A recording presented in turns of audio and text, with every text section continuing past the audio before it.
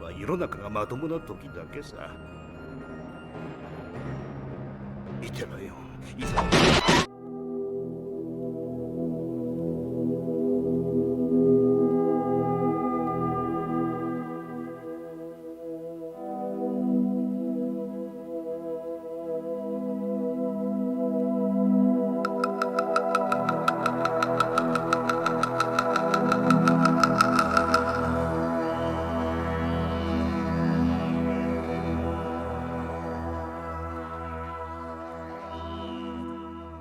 So yeah, thanks for doing this. You're over in Vermont. I'm in Arkansas. Oh, okay. On Skype it says you're in Vermont. I don't use Skype regularly, so okay. It's been a few years. Apparently, at one point you were. In any case, yeah. So you're in Arkansas. That's one of the states I haven't been to. I've been to 40 out of 50, approximately, and there's kind of these scattered, sort of in the central part of the country. I haven't really been to. How'd you end up there? Ultimately, I was born here, but I've lived very little of my life here. But I'm living at my mom's house now. She's 85, and I figure my opportunity to spend time with her is kind of running out. So, yeah. Hey, Peter. So I wanted to get you guys here. You're both of you do fiction writing, and I know Peter has done some. He's written a film that was on Tubi, and nice. It's kind of a sci-fi kind of a. Did you watch it, Dan? Sci-fi drama. What was that? Did you watch it? Yeah. Nice.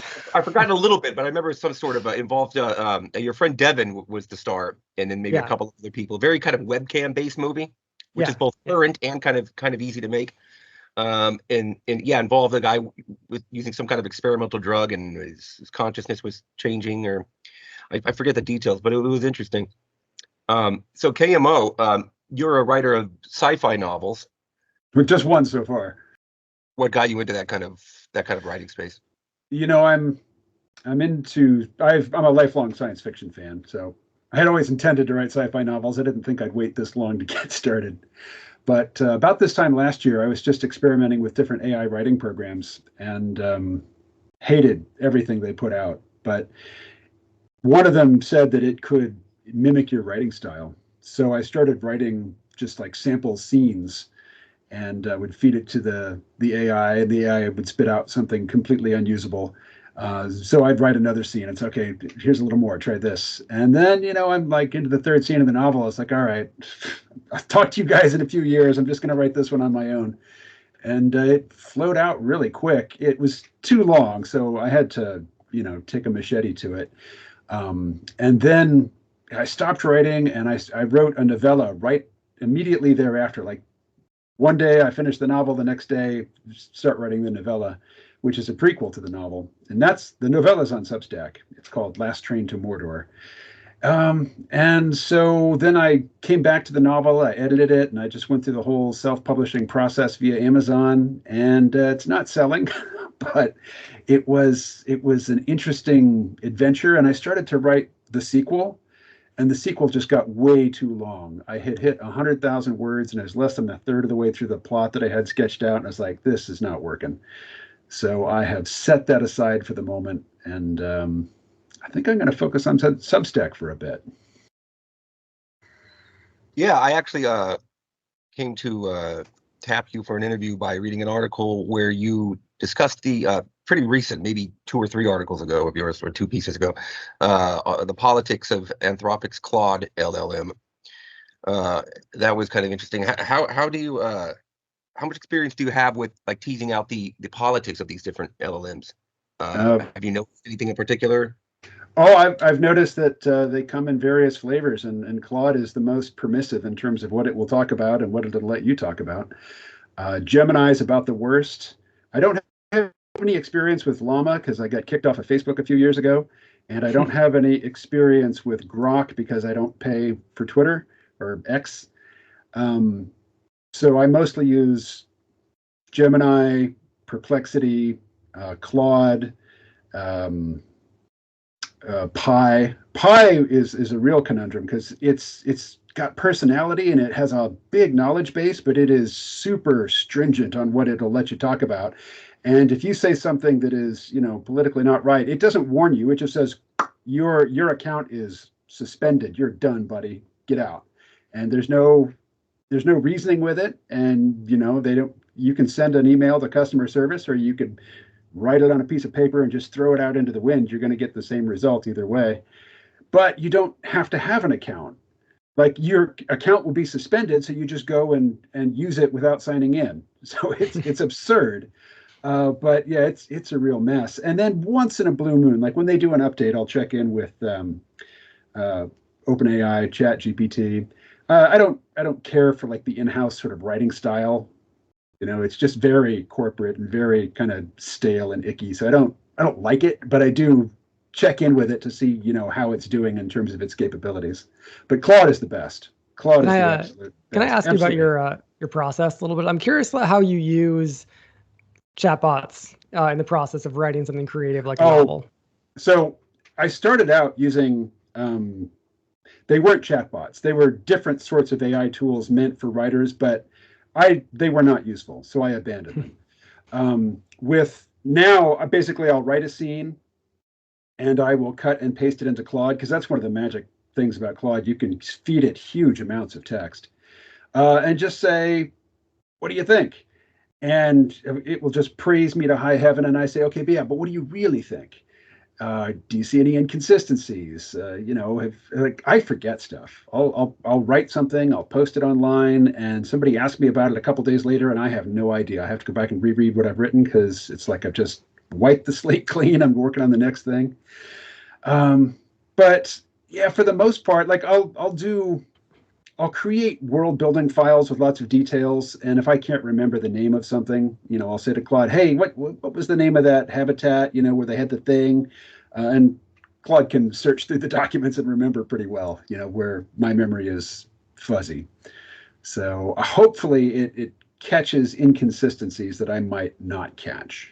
But okay, in terms of providing finished text, I don't use AI for that at all. Yeah, that's kind of been my experience too a little bit, is I use it almost like an editor, in that you can throw anything into it and then ask it a question like, "Hey, does this make sense at the end? How could this conclusion, make more sense?" Or you can like ask it the same questions you would ask an editor to. And if you don't like the answer, just like, keep asking it. It'll just keep throwing you answers. You know what I mean? So you can like in 20 minutes, you can get like a year's worth of work from an editor. I actually was an editor and worked for a literary agent for a while. And my literary agent would sometimes send me novels that she was kind of sort of like not quite working with, but one in my opinion. And working with sci-fi writers, it was the most interesting thing. There always was this hang up, and I'm curious about this, and you referenced it yourself, that for some reason sci-fi writers in particular, they always do so much like world building that they always like write too much. And so I mean, I'm more of like a literary novelist. I write some kind of sci-fi stuff, but like my problem is I hit like 40,000 words. I'm done. I'm out. Like I'm on to the just next getting warmed project. up at 40,000 words. Yeah, and I'm curious like why that is for sci-fi novelists, because this one guy that I worked with for like a year, I kept having to tell him, "Hey, if you want anybody to like read this, like literally get rid of the first 100,000 pages, because it's all just like world building that you could do in a paragraph." And I promise you, 100,000 pages. it was for 100,000 words. It was so, because I don't remember the details of it, but it was so painfully like, dude, the thing starts, principle of writing, start to the closest to the finish that you possibly can. This is like a Kurt Vonnegut-ism, but good principle. And like this guy that I worked with like a year, and I was always pulling my hair out, he was like the opposite. Let's start as far back from the end as we possibly can, and then like crawl baby steps in our hands and knees to the. It's like, what are your thoughts on that? And why is that particular to sci-fi? When you say world building, is it really just like overloaded with like descriptors, just a whole lot of adjectives describing a landscape, just in far too much detail, or do you really mean sort of building out too many plot arcs and story arcs and subplots and whatnot, or all of it? Science fiction stories can take place in a world that is pretty much our world, but many don't, and particularly far future, like space opera type stuff. everything's different. So you have to determine how much does the reader really need to know. And I think the sci-fi author's impulse is to share too much. And so you either need to set it aside for a while and then come back with fresh eyes and say, that's not necessary, that's not necessary. And like any writer, you have to be able to say, okay, I spent time writing this. I want somebody to read it, but the story is better off shorter, more concise. And I don't think that's necessarily, unique to science fiction. Certainly fantasy authors do a lot of world building too. You create races and species and countries and guilds and magic systems and, conlangs, as they say, made up languages. And yeah, at some point you just have to say to yourself, look, I know it's there and I need it to be there for the world to feel real to me, but maybe the reader doesn't really need it. And the book will do better. Like people will they're more likely to get to the end if you hold some of that back. And it's a tough lesson.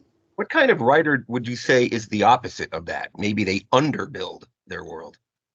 Well, I think, literary fiction, I'm maybe prejudiced against literary fiction. I follow Terence McKenna's definition of it as the genre of fiction which focuses on the psychological minutia of unremarkable people.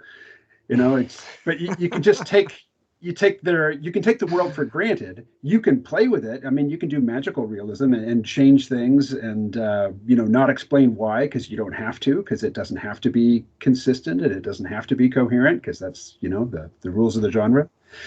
But I mean, the reader can take so much more for granted if the story is set in the contemporary world.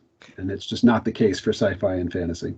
I have a thought about this, guys. I want to run by you, but I think this is true. So when you ask that question, Dane, who underdoes that, my first thought is Bret Easton Ellis, the guy who did like Less Than Zero and American Psycho. Oh, right. And yeah. when you read his books, it's the world directly surrounding him, so he can just kind of take a lot of that for granted. Yeah, like it's so interesting because he will just say L.A., Hollywood. Like he'll set the place just by saying, but like one word, Hollywood, is a world, and there's a whole mythology there. And so you can just call up a mythology in someone's brain. This is why I always say tangentially that writing is by far the best art form, because it's so rich and so packed with meaning, and it can't not be. I mean, a painter can go through their whole lives trying to paint something, trying to get at something, and then like a writer can just write the word soul, and like that's more profound, right? Just like fundamentally, because ideas are just fundamentally they're rich. So he will do that. Like Bret Easton Ellis will say the word Hollywood, and it calls up this mythology. This is actually maybe what's super cool about fantasy sci-fi writers, though, is that they aren't just relying on pre-existing mythologies. They really are building their own. And so I don't mean to like knock world building as something that takes forever and is super painful and boring, because it can be super awesome. It can be very, very cool. And then once it's actually put together and it's there, this new world that didn't exist outside of the writer's brain, other people can call it up. And then that becomes its own mythology that builds and builds and builds, and it becomes like human worlds that we can all kind of like occupy. And so, Tolkien did this, or any of the greats, or like the Star Wars is another thing where like you just say like a place in the Star Wars galaxy, and you're taken there, right? And then you can like build off of it. Yeah, there you go. Exactly. Like great point. And that is, I think, maybe the true. I mean, there's more than one, but one of the true values to sci-fi writers is I think that they can create things for us to build off of, but also like seek to build into the real world at some level. So you've heard the term hard sci-fi. Is there an actual opposite genre of perhaps soft sci-fi, or is Yes. or is anything else just sort of by default that, and then you maybe approximate hard sci-fi? I think this is Harlan Ellison's distinction, that the plausible, scientifically rigorous stuff, I mean, the more you get toward that end, that's SF, or speculative fiction. And the stuff that doesn't really worry about the details and is just there for the adventure and, the girls in brass bikinis and whatnot, that's sci-fi, which some people pronounce sci-fi, but which he said should be pronounced skiffy. So, Star Wars is pretty skiffy. They're not worried too much about physics in Star Wars.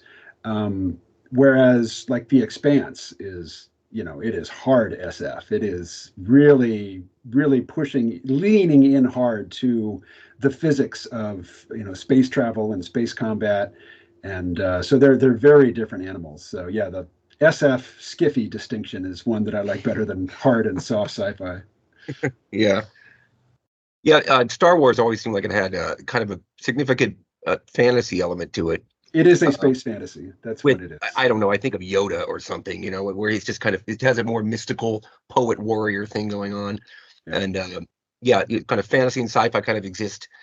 And I remember being sort of blown away as a kid by the notion that Star Wars actually takes place in the distant past, but it's so far away in the galaxy that our notions of how technology would advance and what civilization would look like is just incommensurable.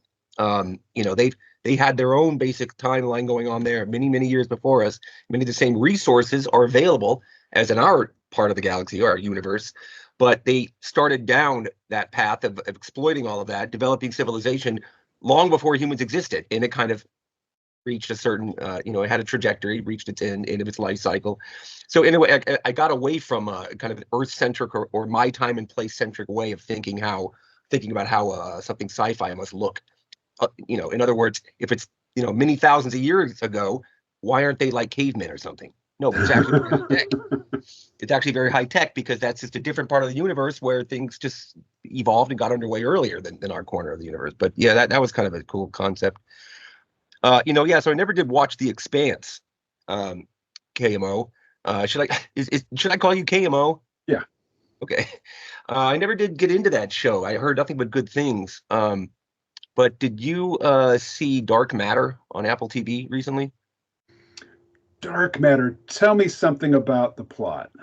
The name is kind of lazy, but it's a pretty cool story about a guy who basically he invented like this box you walk into, and you go in there in tandem with taking a drug, and it puts you into this big like sort of mind metaphorical hallway that's just endless, and there's doors to go through, and all of them are just alternative universes, but it's the same timeline in the same place. So his box is in a Chicago warehouse, and he'll go in there taking the drug, and you just kind of go unconscious for a bit, and you wake up, and you're like this hall extending in both directions like infinitely, right? So you open up a door, and suddenly you're underwater, because in this universe Chicago is under the ocean. That particular location he was at, right? It's all the same location and the same time, but different history have unfolded. You go into another one, and you're in an alternate Chicago where it looks very futuristic, because like the US in this universe in the 50s and 60s decided to lean hard into nuclear power, and so we have all this abundance now. It's pretty cool. So I have not seen it. There was a Canadian sci-fi show that was more of the space opera genre, also called Dark Matter. So that was my confusion. I don't have an Apple TV subscription, but I plan to get one soon for the second season of Severance when it comes out. So I'll watch Dark Matter then. Yeah, Severance is really good too. I guess the actors' strike and maybe COVID stuff really caused them to delay season 2 of that.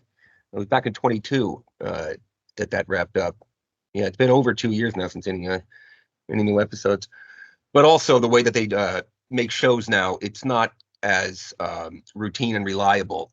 New season this fall, year after year. They take breaks, and they can trust that a fandom will just kind of come back when they need to. We're not as oriented around like some of the big 3 legacy networks and how they do it. I actually wanted to ask you about what is that genre of like absurd or surrealist novels? I'm thinking of an author like there's a guy named Cameron Pierce, and I don't know him.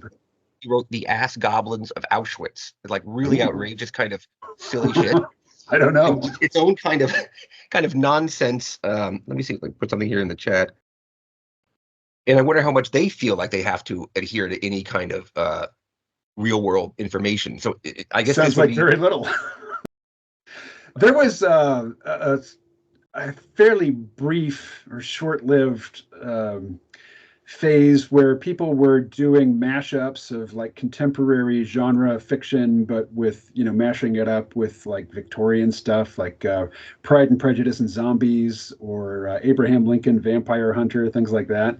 So Ask Goblins of Auschwitz kind of sounds like it's in that vein, but more I don't know, edgy, provocative. Yeah, bizarro fiction. That's what it's called. It's Okay. Yeah, I suspect that, a writer like yourself and people who are trying to do something sensible don't have a lot of tolerance for kind of runaway nonsense. But I can't imagine that it truly is just endless nonsensica, because that, I mean, even people who appreciate that kind of surreal and absurdist type of stuff, they'd have to just get exhausted by truly pure nonsense, right? There's a genre of like, not sure how to describe it. There's an author who goes by the pseudonym Delicious Tacos, and he wrote a novel, I guess you could call it a novel, called The Pussy, and I tried to read it, and it's just so stream of consciousness, and just there's no, I hate to be pedestrian about it, but there's no plot, to follow. And I got bored with it pretty quickly, and I did not get very far into it. And there was another one I think called Nutcranker, similar issue. And then there's others which are set like in the real world, but they're autobiographical, and they're like, kids growing up in the 20 teens, and it's their, real life experience. And you have to be a really engaging writer to interest me in that subject. And it's a hard row to hoe. I don't want to name names and cast aspersions at anybody in particular, but I've tried to honor it because I have sympathy for the people who, not just sympathy, but like genuine empathy for young men who feel like they have no possibility of ever hooking up with a long-term partner, or getting a real job, or buying a house, or having any of the things that their parents seem to have come by so easily. I really do have compassion for them, but their writing hasn't, I'm not the audience for it, I guess. I saw Delicious Tacos speak last year in LA at this event with Curtis Yarvin and Peachy Keenan. She doesn't do like fiction. I don't think she's just like a, kind of an online conservative personality. And he's like kind of a lascivious writer, right? Delicious Tacos. I remember Yarvin saying that, I think Delicious Taco is like in his early 40s now or something, and Yarvin said something like, "Hey man, just get hitched." He's all like, he dresses kind of dapper, and he was speaking at this event, and he would seem that it would seem he could have a girlfriend if he wants. Well, the character in his novel apparently is a sex addict and can't not have sex with women, and seems to be very adept at arranging it. I don't know if that's aspirational or autobiographical. He was interviewed on the Red Scare podcast, and it seemed very autobiographical. He went on and on and on about his real life encounters. I think he basically writes nonfiction. Yeah, I mean, I haven't read his books. I've only read like a paragraph or two. Didn't actually like. I even like out there and crazy and bizarre things. I wasn't drawn in, but I don't know. I do read his Substack, because his Substack is kind of stream of consciousness, but it's only a few paragraphs, so it's 5 minutes out of my life, no big deal. And I've come to the point where I just scroll past his stuff. I don't engage with it very often. Yeah, it's a weird thing right now in that just because of the internet and online worlds, how they work, of someone like Delicious Tacos, whether or not you've read him, but then people like that don't go away. They always pop up in your feed. They always show up on Substack. And I mean, any content creator is guilty of this. I'm not picking on him, but like all of us are guilty of this. Is that now it's not like, okay, so like Otessa Moshfegh, she's one of my favorite contemporary writers. She drops a novel, does one interview, and then pieces out for years until her next novel drops. And she's, New York Times bestseller. She can do that and get away with it. But like all of us who are just like, I'm a content creator, right? Or I've got a book that's sold 10 copies on Amazon. We have to constantly. I'm going to do this show in the hopes that I sell 12 copies. Yeah. And I right now, I wish I could do just a scrape of everyone I follow on Twitter and just like get new people. I need new faces. I'm sick of everybody. I want a new lot. I want to forget about delicious tacos and who's the next guy coming up I can follow for a year and then scrape again. And but no, we're stuck with them. We're stuck with everybody, There's this pressure ourselves to included. constantly generate content, because if you don't, someone else will. It's like a big coordination problem where you just the ecosystem of how art was distributed, not long ago, you could kind of just check out for a bit and not possibly harm your name recognition or anything. But you find a way to just keep putting something out there. Hey, I made just some weird piece of AI art. You guys, look. I fill up Twitter with that. But yeah, in fact, speaking of AI and art, it's kind of a cliched question, but the impact of AI on art. I want to get your feelings on that, and I want to discuss the way that I think people conflate labor security for artists with artistic credibility in AI generated art, right? So maybe the concern that AI art isn't legitimate or credible ends up sort of piggybacking on the fear of AI replacing one's job or opportunity to get into that industry.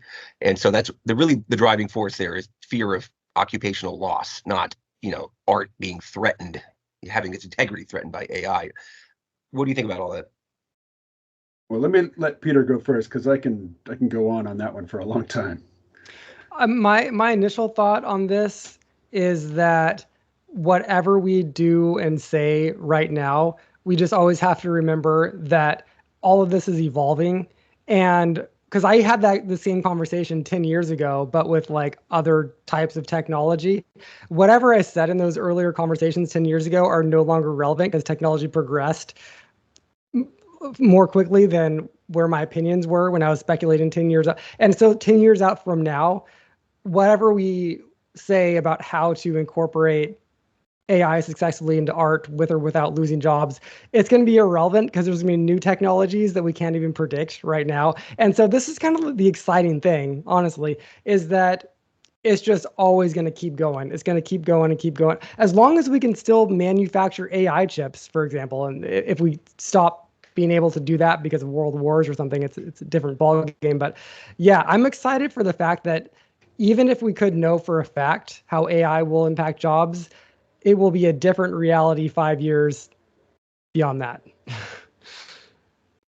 Yeah. Just the fact that we can expect in even just 5 years, everything's going to be upended is itself something worth possibly being concerned about. Like, so in other words, saying, well, things are going to be so crazy in just even 5 years. So I really can't speak on that.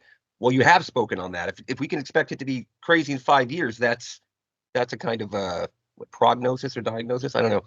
And that itself is pretty consequential. So.